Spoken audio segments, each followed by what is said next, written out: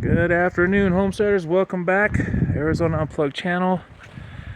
So today's the day we started trenching for irrigation. I just got off the tractor. There it is, way up there. So yeah, moving right along. This is the next phase. I got almost, I'd say 75% of the trenching done. Pulled out some really big rocks, as you can tell. Ooh, I can't, there we go, I can see.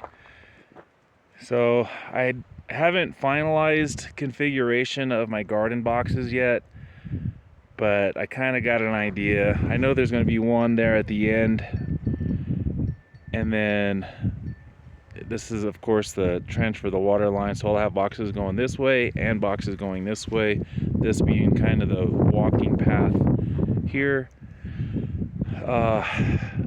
Also, I did get pretty much done. I still got to get down there with a rake. This is where the two new water tanks are going to go. Hopefully you guys can see that with the sun. Yeah, there we go. So you can see I've already plumbed it. It's ready to go. That, and then when it rains, water comes from there. Anyways, I'm going to build new boxes here, fill it with peat gravel like I did this, and this is ready to go. So basically we just had to move this wall because it was too far this way and the tanks wouldn't fit the way it was. So seeing as how I had a couple tractors here, might as well get this ready for two more water tanks. So let's walk over here, check out the progress. By the way, guys, if you're new here, my name is Vaughn. My family and I live out here in northern Arizona, beautiful mountains and forests. Northern Arizona, off-grid, 100% off-grid, homesteading this almost 50 acres. We love the lifestyle, and if this is something that interests you, this type of content, please consider subscribing. So here again is another trench, goes all the way there. So on this one, the boxes will start here and go. There's actually, I know you can't see it, but this is a driving path right here for tractors, side by side, even a pickup truck. It's gonna go, there's gonna be a gate right here. And then there, we're gonna do just a quick lean-to, kind of a garden garage. So we'll park the side by side or tractor in there and we'll be able to drive through the gate right here and reach all the different areas, all the garden areas and livestock areas. Speaking of livestock, let's go up here.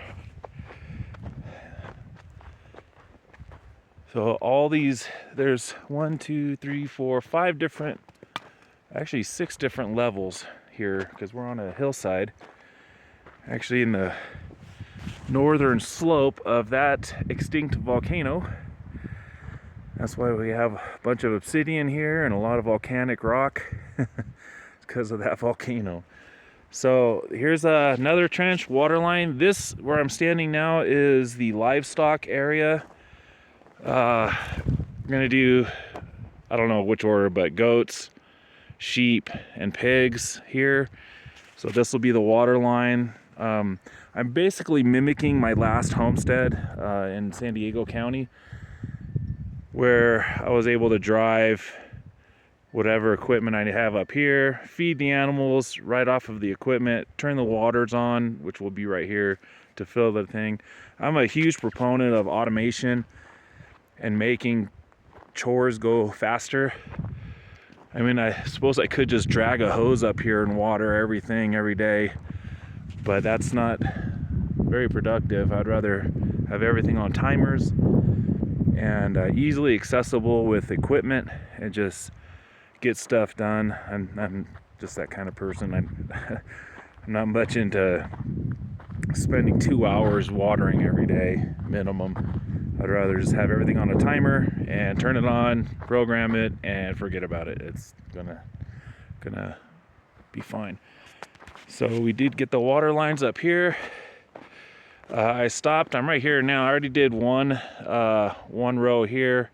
I'm gonna have, I think, 3 rows because that's going to be my rows of trees, my orchard, and then one trench from here to the existing trench that I have already dug here, and that'll be for, like I said, the orchard.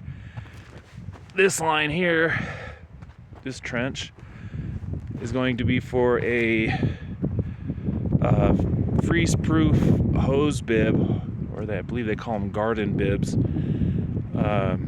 has a weep hole on the bottom, so when you turn the water off, whatever water's in that pipe, it drains out so it doesn't freeze and split. So this is my compost area. That's what these cinder blocks are for. So I'm going to have 3 composting bins there, and with compost, to make compost, you need water. You need to keep the compost moist so it breaks down properly. And that's what this one water line is for. So not tomorrow, because I'm going to town, but probably Saturday and Sunday, I'll wrap up all these trenches and get the lines in the ground and backfilled, while my neighbor was so gracious enough to let me use his tractors. Is just a world of difference, just a huge help, and I appreciate that. This area here is very clay filled. It's very sticky. You see the fork impressions there. So just take you around here, show you what's going on. By the way, if you guys have any questions regarding what I'm doing here, homesteading in general, solar, rainwater catchment, anything like that, anything you want me to talk about, or any questions you have, throw it down in the comments box. You can also reach me directly by email. It's arizonaunplugged@gmail.com. So here's my first trench. This is what I just finished doing, and this is set up. It's going to be my second trench. Like I said, I'll have 4 trenches total in here, plus the one that goes here to my existing trench to tie in the line. So this is the orchard. Down here is garden level number 2. This is going to be the bigger of the 2 garden areas right here. So I'm going to trench this weekend, get the pipe in, and you can see those IBC totes over there. And it's not built yet, but that's where my gray water processing, gray water filtration room and pump is going to be. So we're going to clean our gray water and then pump it up to these gardens and orchards. I have an idea of how I want to do the filter system. It utilizes sand, different sizes of gravel, and also charcoal to help purify it, get rid of the bad stuff. But it all went well today. All this was done today. All the dirt work that I did over at the tanks, all this trenching, all this was done today. So it's amazing how productive one can be with proper equipment. I couldn't imagine doing all this by hand with all these rocks. Look at this. This is just...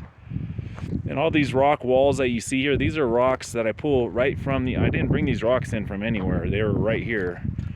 You see, this wall is about 3 feet tall. Just massive amounts of rock. But it could be worse. There's properties out here on this ranch that are nothing but rock. They don't have soil or anything like this. So here's garden level number 2. Dogs, and it is cold and windy out here, guys. I just turned the fire on. I don't know if you can see the smoke coming out of the wood stove vent there. Mama's on her way home from work, and I'm just making the house warm for her. All right, that's about it. Getting her done. Like I said, we're going to town tomorrow. Get more pipe, and also, do some shopping, run some errands, getting this project done. So after this irrigation is in, what is next, you may ask? Well, it's going to be gates and fencing. That's going to be a huge expense. I would say at least $2,000 or $3,000.